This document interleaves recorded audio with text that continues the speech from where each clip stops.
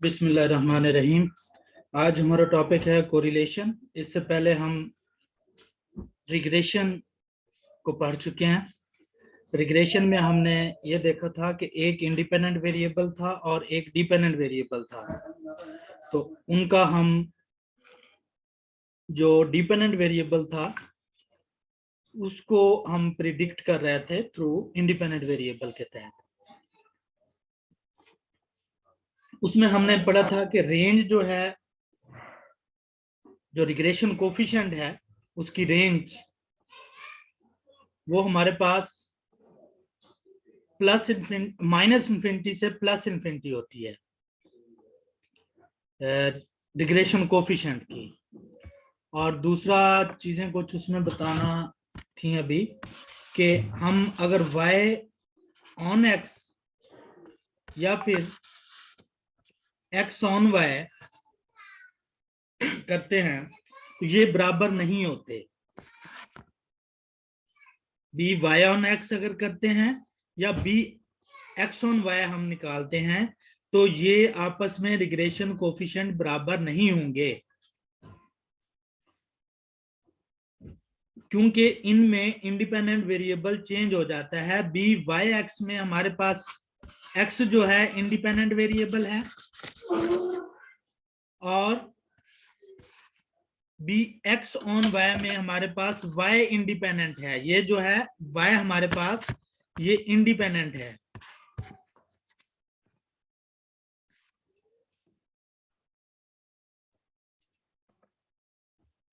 ये चीज उस दिन बताना भूल गया था। अब हमारे पास कोरिलेशन है। कोरिलेशन में हमारे पास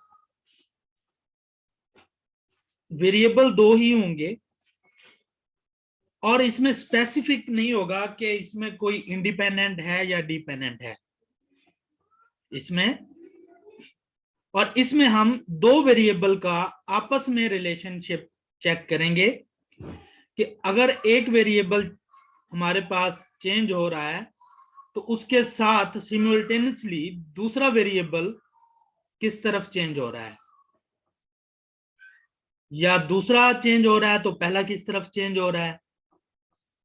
इसमें कोई स्पेसिफिकेशन नहीं होगी कि ये इंडिपेंडेंट है या ये डिपेंडेंस है।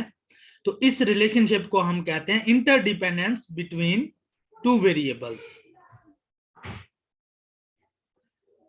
इसकी रेंज हमारे पास -1 टू +1 होती है। अब -1 टू +1 अगर 0 से लेस होगा तो उसको हम इनवर्स या इनडायरेक्ट रिलेशनशिप कहते हैं दो वेरिएबल्स का। इनडायरेक्ट रिलेशनशिप का मतलब ये होता है कि अगर एक वेरिएबल हम इंक्रीज कर रहे हैं तो साथ दूसरा वेरिएबल जो है वो डिक्रीज हो रहा होगा, या एक वेरिएबल डिक्रीज हो रहा है तो साथ वाला दूसरा वेरिएबल इंक्रीज हो रहा होगा। तो इसको हम इनडायरेक्ट रिलेशनशिप कहेंगे। इसमें r की वैल्यू <0 होगी और कितनी लेस देन हो सकती है, -1 तक हो सकती है, -1 से छोटी नहीं होगी, क्योंकि रेंज r की हमारे पास -1 टू +1 है।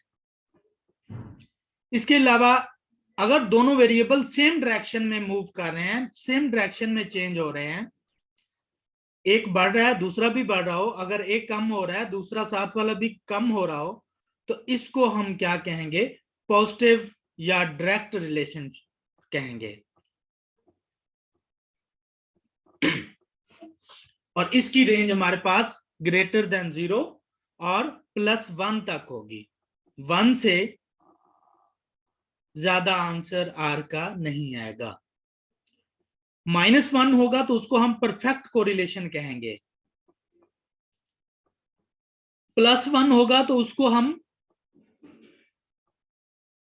-1 होगा तो परफेक्ट नेगेटिव कोरिलेशन, +1 होगा तो परफेक्ट पॉजिटिव कोरिलेशन। ये टर्मिनोलॉजीज याद रखें।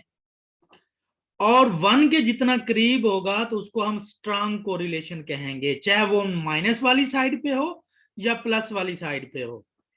+1 के करीब होगा तो स्ट्रांग पॉजिटिव कोरिलेशन, -1 के करीब होगा तो उसको स्ट्रांग नेगेटिव कोरिलेशन कहेंगे। और जितना 0 के ज्यादा करीब इसका आंसर होगा उतना ये कोरिलेशन वीक होगा उसको हम वीक कोरिलेशन कहेंगे। नेगेटिव वाली साइड पे होगा तो नेगेटिव वीक कोरिलेशन, पॉजिटिव वाली साइड से होगा तो पॉजिटिव वीक कोरिलेशन उसको कहेंगे। और अगर जब 0 हो जाएगा? 0 होगा तो नो कोरिलेशन। जब भी 0 आएगा तो इट मींस कि there is no correlation between these two variables. अब हम इसके फार्मूला पे आते हैं। Pearson product moments correlation coefficient. फार्मूले का नाम भी आपने याद रखना है कि इस फार्मूले को हम पेयरसन प्रोडक्ट मोमेंट्स कोरिलेशन कहते हैं। ये एमसीक्यूज में बाय नेम फार्मूलाज पूछे जाते हैं, क्योंकि नेक्स्ट हम 2-3 फार्मूले इसके पढ़ने हैं कोरिलेशन के, तो हर फार्मूले का नाम आप लोगों को पता होना चाहिए। Pearson product moments correlation formula क्या है? Covariance of X and Y divided by variance of X variance of Y square root. ये फार्मूला बनता है। अगर आप याद करें, हमने पीछे रिग्रेशन कोफिशिएंट का फार्मूला पढ़ा था, उस फार्मूले में और इसमें क्या फर्क है। वहां पर हमारे पास समेशन ऊपर जो हमारे पास नोमिनेटर में है ये सेम था, नीचे यहां पर दोनों के वेरिएंसेस आ रहे हैं और उनका स्क्वायर रूट है। जब हम रिग्रेशन कोफिशिएंट में थे तो वो इंडिपेंडेंट वेरिएबल का नीचे वेरिएंस आता था। इंडिपेंडेंट वेरिएबल हमारे पास वहां पे अगर हम y ऑन x कर रहे हैं तो x इंडिपेंडेंट वेरिएबल था, तो नीचे हमारे पास डिनोमिनेटर में y का वेरिएंस आता था। y का वेरिएंस था या स्टैंडर्ड डेविएशन था? कौन बताएगा? नीचे डिवाइडर में जब हम b कैलकुलेट कर रहे थे, सिग्मा स्क्वायर था। सिग्मा स्क्वायर था और उसको हम स्टैंडर्ड डेविएशन कहते हैं, ओ सॉरी वेरिएंस कहते हैं। वेरिएंस डिवाइडर में क्या था? वेरिएंस था।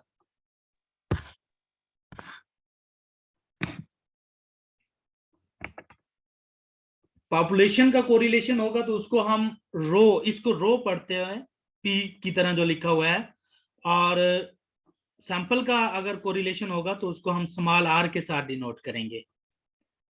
और फॉर कंप्यूटेशनल पर्पस इसको हम इस तरह भी कन्वर्ट कर सकते हैं कि sum of X Y sum of X sum of Y over N, इस फॉर्म में भी इसको हम लिख सकते हैं।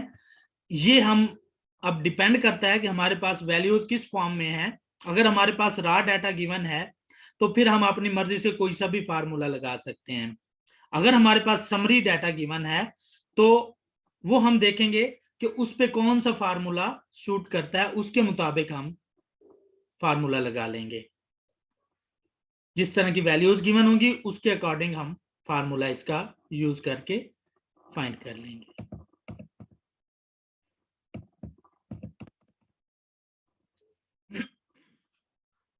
नेक्स्ट हमारे पास इसमें वो बता रहा है कि जो हमारे पास हमने कोफिशिएंट ऑफ डिटर्मिनेशन भी पीछे पढ़ा था।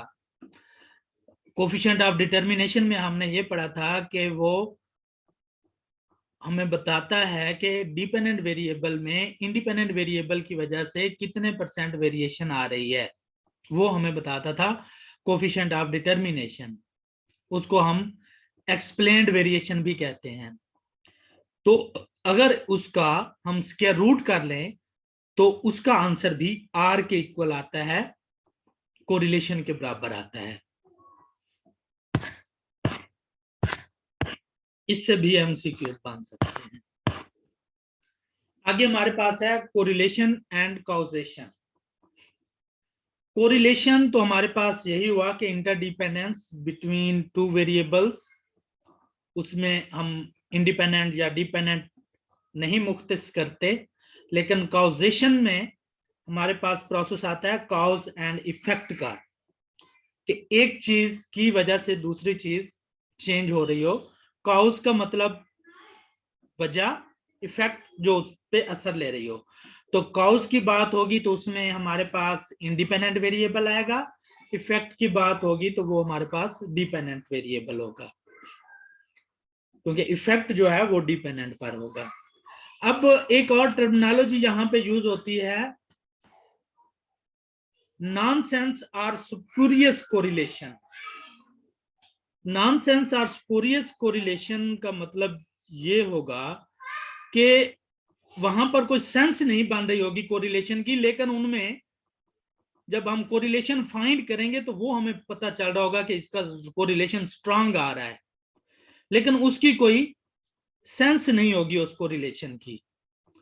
फॉर एग्जांपल इस बुक में वो एक एग्जांपल ले रहा है कि कंजम्पशन ऑफ बनानास एक सिटी के अंदर और death rate due to cancer एक सिटी के अंदर। अब बनानास की कंजम्पशन भी अगर हम एक डाटा लेते हैं और उसमें देखते हैं बनानास की कंजम्पशन भी बढ़ रही है और death rate due to cancer भी बढ़ रहा है, तो हम क्या कह देते हैं कि इन दोनों के दरमियान स्ट्रांग रिलेशन है। लेकिन इनके दरमियान कोई रिलेशनशिप की वजह नहीं है, इसको इंसिडेंटल कोरिलेशन भी कहेंगे। वो इनमें जो कोरिलेशन है वो किसी थर्ड वेरिएबल की वजह से है। वो थर्ड वेरिएबल क्या हो सकता है, वो इसकी पॉपुलेशन हो सकती है कि पॉपुलेशन हमारे साथ बढ़ रही है, उसकी वजह से इन दोनों का रिलेशनशिप बढ़ रहा है। कि हमारे पास जब बनानास की कंजम्पशन के साथ साथ death rate of due to cancer वो भी बढ़ रहा है। तो इस तरह के रिलेशनशिप को हम नॉनसेंस या स्पूरियस कोरिलेशन कहते हैं। ये इंपॉर्टेंट था। आगे प्रॉपर्टीज ऑफ द आर। पहली प्रॉपर्टी इसकी ये है कि जो हमने अभी यहां पर लिखा था बी के लिए रिग्रेशन कोफिशिएंट के लिए, वो इसकी प्रॉपर्टी में जब हम आर एक्स वाई या आर वाई एक्स निकालेंगे, वाई ऑन एक्स या एक्स ऑन वाई निकाल लें इसकी कंप्यूटेशन में, तो चाहे हम एक्स ऑन वाई निकाल लें या वाई ऑन एक्स करके निकाल लें तो बराबर होंगे ये। तो इसको हम कहेंगे ये आर जो है एक्स ऑन वाई और वाई ऑन एक्स सिमेट्रिक होगा।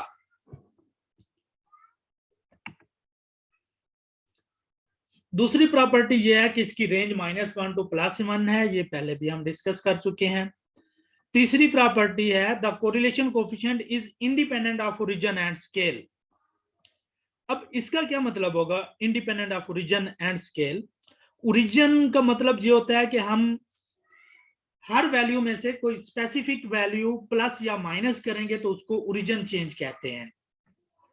स्केल चेंज का मतलब ये होता है कि अगर हम किसी स्पेसिफिक वैल्यू पे डिवाइड या मल्टीप्लाई करते हैं हर वैल्यू को, तो हम उसका स्केल चेंज कर रहे होते हैं। तो कोरिलेशन में अगर हम इंडिपेंडेंट और कोरिलेशन में अगर हम स्केल और ओरिजिन चेंज करते हैं तो कोई फर्क नहीं पड़ेगा कोरिलेशन पर। इसकी एक छोटी सी एग्जांपल आप यूं ले लें कि अगर आप लोगों के पास x हमारे पास 10, 12, 20 और 30 है और y हमारे पास 14, 16, 18 और 32 अगर है, अगर हम इन वैल्यूज में से x में से कोई एक वैल्यू या y में से कोई एक वैल्यू कांस्टेंट हम प्लस या माइनस कर देते हैं और फिर उसका हम कोरिलेशन निकालते हैं, तो सेम वही कोरिलेशन होगा जो इसका होगा।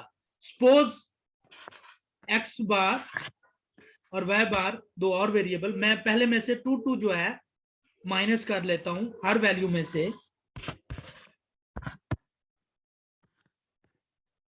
और दूसरे में से मैं फॉर एग्जांपल 4 माइनस कर लेता हूं।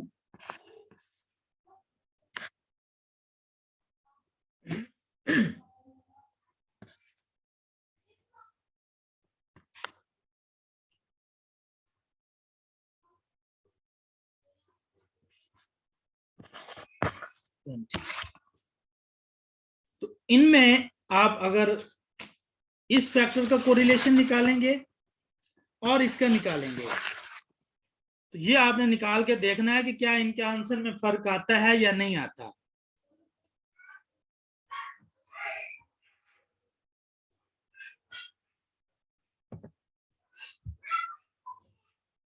तो इनमें दोनों का आंसर सेम ही आएगा।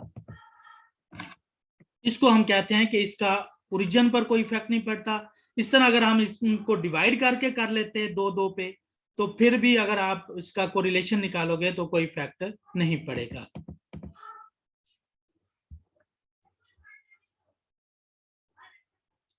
आगे ये कुछ फार्मूलाज हैं कि आर का एक और फार्मूला भी बनता है कि अगर हमारे पास दोनों रिग्रेशन कोफिशिएंट गिवन हो, बी वाई एक्स और बी एक्स वाई, तो आर फाइंड करना हो तो हम कह सकते हैं कि R is the geometric mean of two regression coefficients B Y X और बी एक्स वाई का। तो आर इज इक्वल टू क्या होगा, दोनों का ज्योमेट्रिक मीन होगा, यानी दोनों को मल्टीप्लाई करेंगे और स्क्वायर रूट कर देंगे। और एक और बात याद रखें कि जो साइन रिग्रेशन कोफिशिएंट का होगा वही साइन आर का भी होगा। अगर रिग्रेशन कोफिशिएंट प्लस है तो आर भी प्लस आएगा, अगर रिग्रेशन कोफिशिएंट नेगेटिव है तो आर का आंसर भी नेगेटिव आएगा। ये चीज भी आप लोगों ने याद रखनी है। उसके बाद ये दो फार्मूले वेरी इंपॉर्टेंट, अक्सर एग्जाम में इसके एमसीक्यूज आते हैं कि बीटा वाई एक्स जो है ये इक्वल टू, अगर आपके पास आर गिवन हो और स्टैंडर्ड डेविएशन एस और एस एक्स के गिवन हो, तो फिर भी आप बी वाई एक्स फाइंड कर सकते हैं। और अगर बी एक्स वाई फाइंड करना हो, बी एक्स वाई, तो क्या बनेगा, R S X over S Y बन जाएगा।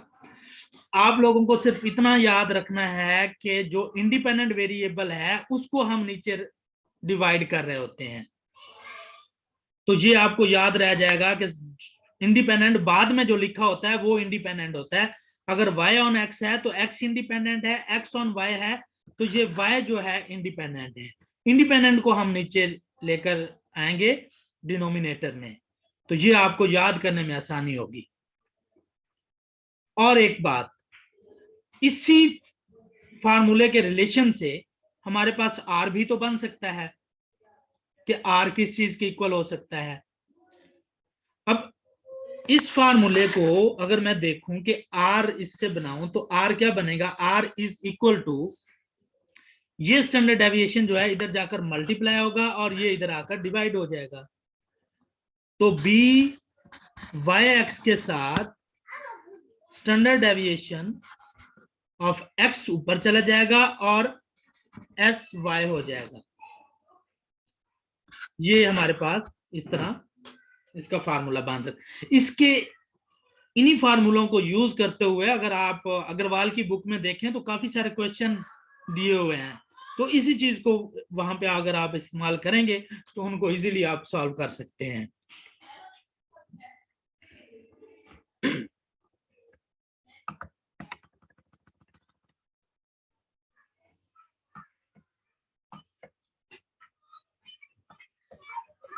नेक्स्ट है हमारे पास कोरिलेशन ऑफ, एक मिनट में थोड़ा सा 2 मिनट की ब्रेक लेना चाह रहा हूं।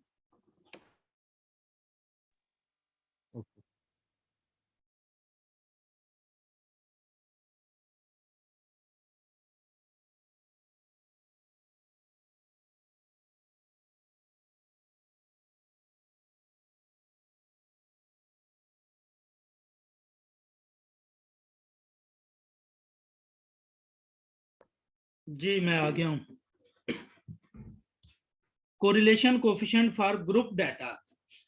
अब ग्रुप डाटा में फार्मूला में आप लोगों को पता है कि हम तीसरे और चौथे चैप्टर में ग्रुप डाटा से चीजें कैलकुलेट कर रहे थे, मीन मीडियन वगैरह, और फिर आगे जाकर हमने रिग्रेशन, उसमें स्टैंडर्ड डेविएशन वगैरह ग्रुप डाटा के साथ कैलकुलेट किए थे। तो ग्रुप डाटा में सिर्फ फर्क ये होता है कि फ्रीक्वेंसी उसके अंदर आ जाती है, तो हम उन टर्मिनोलॉजीज के साथ, उन वेरिएबल्स के साथ फ्रीक्वेंसीज को मल्टीप्लाई करते हैं। तो बाकी सारा फॉर्मेट इस फार्मूले का वही होगा, जस्ट हम समेशन एफ साथ जो है यानी एफ को उसमें शामिल कर लेंगे। तो कंप्यूटेशन में फिर हमें वही करना पड़ेगा, एफ एक्स वाई इनको आपस में मल्टीप्लाई करके तो इस फार्मूले में वैल्यूज पुट कर लोगे। बाकी फॉर्मेट फार्मूला का वही है।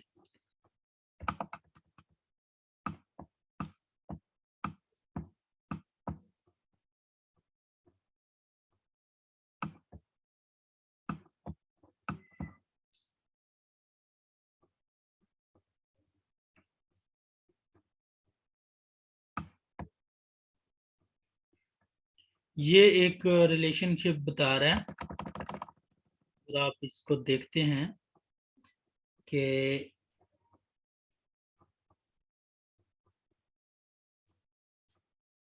ए पार्ट में correlation between X and Y is R, show that the correlation between A X and B Y is plus R minus R according as A and B have the same or different signs। इसका तो proof है।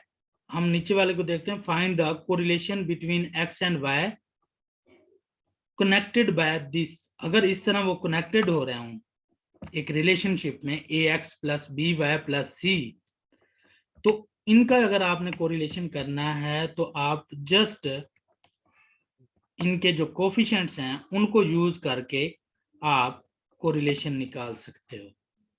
Minus ए और B, ए का square divided by B का square और square root. तो ये भी एक, ये आया तो नहीं आज तक इस तरह का लेंथ थी, लेकिन ये आप लोगों को पता होना चाहिए, आ भी सकता है। नेक्स्ट हमारे पास टॉपिक है रैंक कोरिलेशन। रैंक कोरिलेशन में हमारे पास डाटा रैंक की फॉर्म में हो या डाटा क्वालिटेटिव आ जाए तो उसको हम रैंक कर लेते हैं, और फिर उन रैंक्स के साथ हम कोरिलेशन फाइंड करते हैं। उन रैंक्स का ओरिजिनल वैल्यूज को हम इग्नोर कर देते हैं, बल्कि ओरिजिनल वैल्यूज से हम जस्ट रैंकिंग करते हैं, और फिर रैंकिंग जो हमारे पास उनको दी हुई होती है उन रैंकिंग का आपस में कोरिलेशन निकालेंगे, तो उसको हम रैंक कोरिलेशन कहेंगे।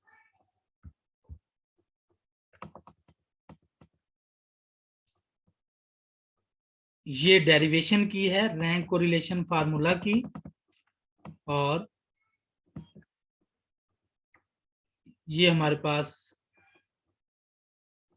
रैंक कोरिलेशन का फार्मूला बनेगा, जो कि आपने प्रूफ तो नहीं करना, लेकिन इसका ये वाला रिजल्ट याद देखना है।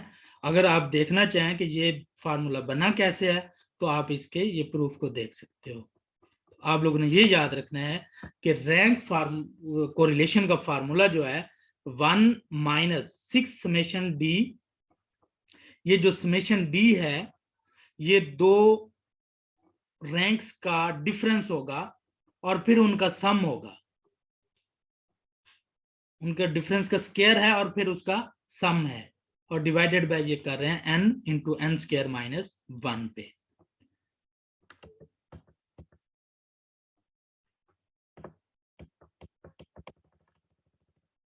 ये फार्मूला जो रैंक कोरिलेशन का है ये भी काफी एग्जाम में एज अ एमसीक्यू आ चुका है, इसको भी आप लोगों ने अच्छी तरह जहन नशीन कर लेना है। आगे हमारे पास आता है, इसका भी रेंज वही होगी जो कोरिलेशन की होती है, -1 to +1 ही होगी। Rank correlation for tied rank. अब टाइड रैंक क्या होगा? टाइट रैंक का मतलब ये होता है कि अगर हमारे पास वैल्यूज रैंक जब हम कर रहे होते हैं तो वैल्यूज उसके में अगर रिपीट हो रही हो, कोई वैल्यू बार बार रिपीट हो रही हो, तो उसके लिए फिर हम टाइड फार्मूला यूज करते हैं। ये टाई से निकला है, टाइड, टाई यानी कि जो चीज 2 दफा आ जाए 3 दफा आ जाए उसको हम टाई कहेंगे। तो जितनी दफा टाइड होंगी वो टी की वैल्यू हम उसमें रखेंगे, और टी के लिए हमारे पास जो फैक्टर यूज होगा, ये वाली क्वांटिटी हम समेशन डी के स्केयर के अंदर ऐड करते होते हैं। जितनी दफा टाइड होंगी, अगर 2 दफा है तो टी की जगह पे 2 हम लिखेंगे। अगर 3 टाइम कोई चीज रिपीट हो रही है तो टी की जगह पे 3 आ जाएगा। इसकी एग्जांपल में देखते हैं कि किस तरह हम इसको समेशन डी स्केयर के अंदर ऐड करते हैं जब हम कैलकुलेट कर रहे होते हैं इसको। एक तो आपने ये टर्म याद रखनी है कि 1/12 टी क्यूब माइनस टी, ये टर्म आप लोगों ने याद रखनी होगी।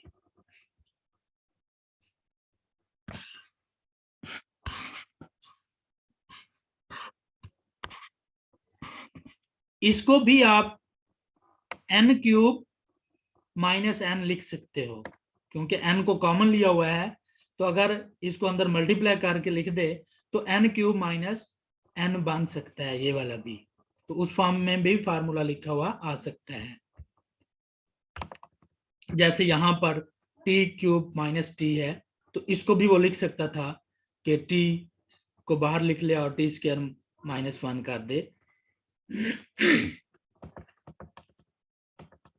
अब यहाँ पे इस फॉर्म में देखें, अब इधर देखें बी और सी के लिए ये 2 चीजें रिपीट हो रही हैं। तो एक तो हमारे पास जितने टी होंगे उतने टाइम हम उसको ऐड करते जाएंगे। इसमें टी क्या होगा, 2 होगा, तो एक दफा टी हम 2 कंसीडर कर लेंगे। अगर हम आते हैं इधर दूसरे वेरिएबल में, तो यहां पर हमारे पास 3 वैल्यू रिपीट हो रही हैं, तो यहां पे हम टी कितना ले लेंगे, 3 आ जाएगा। उस जो 1/12 टी का क्यूब माइनस टी हमारे पास लिखा हुआ है, उसको 2 टाइम हम करेंगे। एक दफा हमने उसकी जगह पे 2 पुट कर देना है, एक दफा हमने उसकी जगह पे 3 पुट कर देना है, और इन दोनों को प्लस करके जो वैल्यू हमारे पास आएगी, ये 2.5, इसको हम समेशन डी स्क्वायर जो हमारे पास ओरिजिनल बना था, ये जो डी स्क्वायर बना था, इसके अंदर हम ऐड कर देंगे। ये 8.5 आया था, 8.5 के अंदर ये 2.5 ऐड हो जाएगा, बाकी फार्मूला सेम रहेगा, वही 1 - 6 summation D square over n into n square -1। इसके अंदर वैल्यूज पुट कर देंगे तो ये हमारे पास आ जाएगा।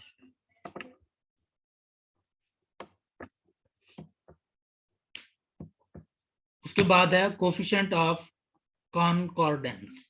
इसमें ये होता है कि अगर जो हम रैंक को रिलेशन लगा रहे थे, ये था अगर हमने जो रैंकिंग की है वो 2 वेरिएबल के लिहाज से की है। अगर 2 से ज्यादा वेरिएबल के लिहाज से हम रैंकिंग करेंगे तो उसके लिए जो फार्मूला यूज होगा उसको हम कोफिशिएंट ऑफ कॉनकॉर्डेंस कहते हैं, और इसका ये फार्मूला होगा। ये इतना ज्यादा रिपीट तो नहीं हो चुका, सॉरी ये यहां तक, लेकिन ये आप लोगों को याद होना चाहिए कि कोफिशिएंट ऑफ कॉनकॉर्डेंस में 12s m2n cube minus n, और इसमें m और n क्या है, ये एक्सप्लेनेशन उसने यहां पर दी हुई है कि m रैंकिंग्स हैं और n इंडिविजुअल्स पर हैं। ये आगे उसने वो उसको एक्सप्लेन किया है। तो इस फार्मूले को भी आपने देख लेना है कि कोफिशिएंट ऑफ कॉनकॉर्डेंस क्या होता है और इसको कैलकुलेशन का फार्मूला क्या है।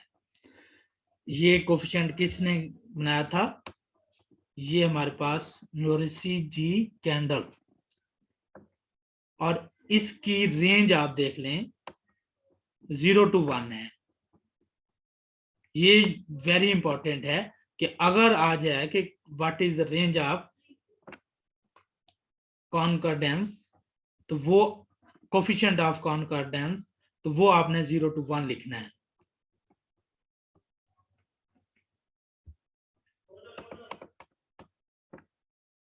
तो ये चैप्टर हमारा कंप्लीट हुआ है। इसके एमसीक्यूज देख लेते हैं, टाइम है। और इसके बाद सुबह वाली क्लास जो है वो अभी 1 वीक के लिए हम ऑफ करेंगे। मेरा अपना एक एग्जाम आ रहा है तो उसकी तैयारी करनी है।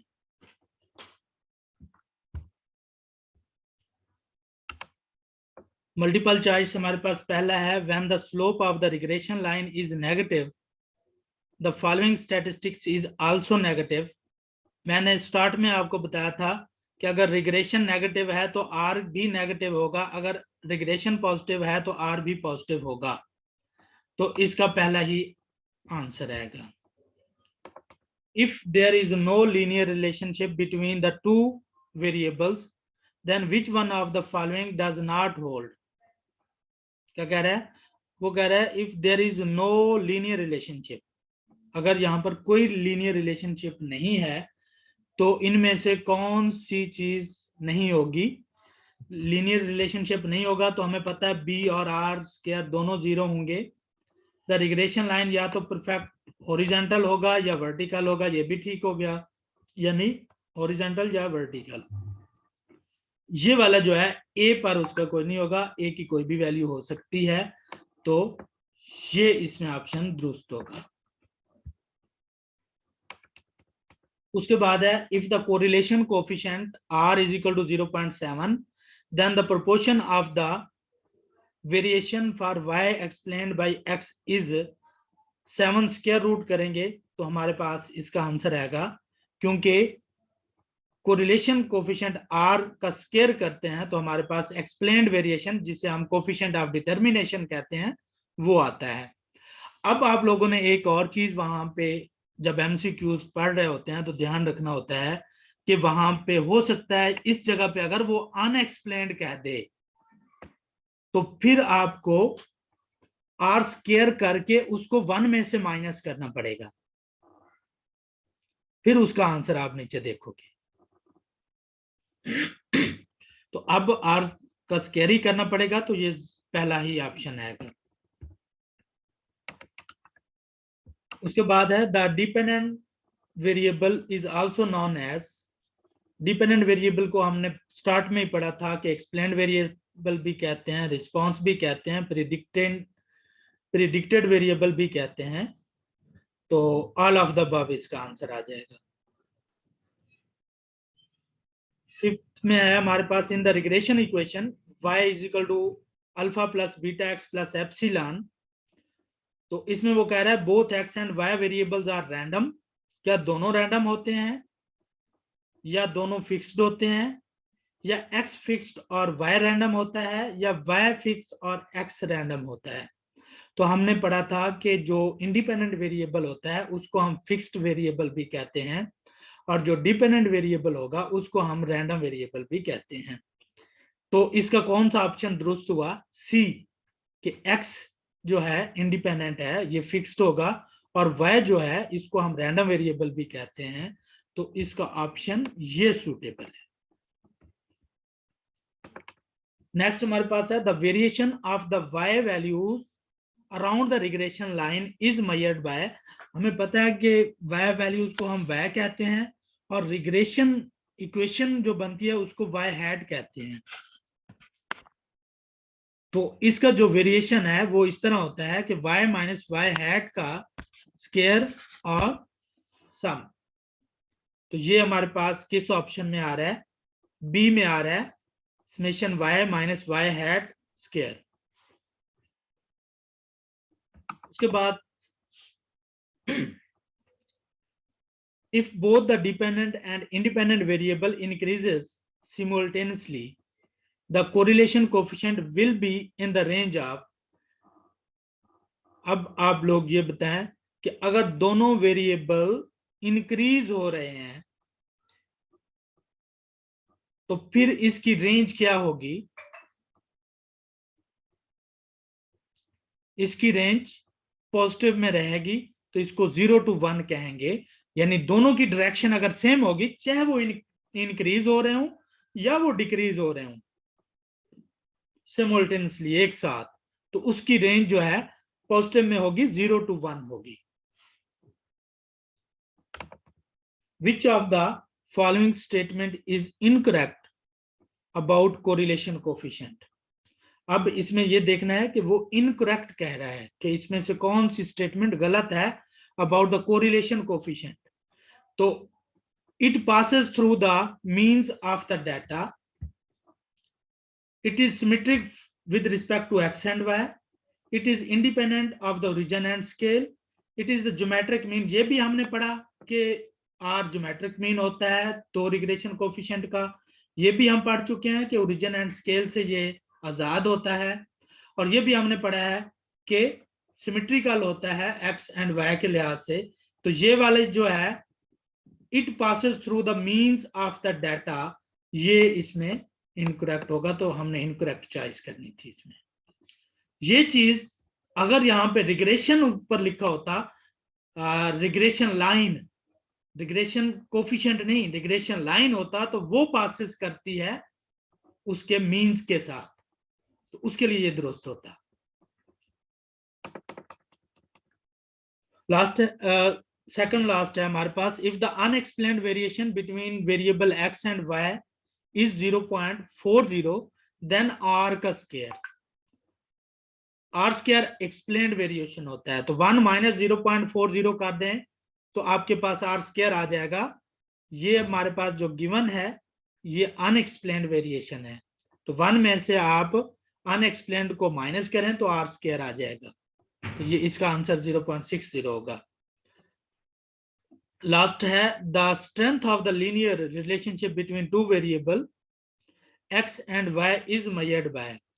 स्ट्रेंथ ऑफ रिलेशनशिप, तो ये होती है रिलेशनशिप की स्ट्रेंथ आर के साथ मेजर की जाती है, कोरिलेशन इसको कहते हैं। तो ये हमारे पास ऑप्शन सी आर वाला होगा। तो कोई क्वेश्चन किसी का रहता हो तो जल्दी से कर ले, 1 मिनट रह गया, कॉल एंड हो जाएगी। ओके सर, ठीक हो गया।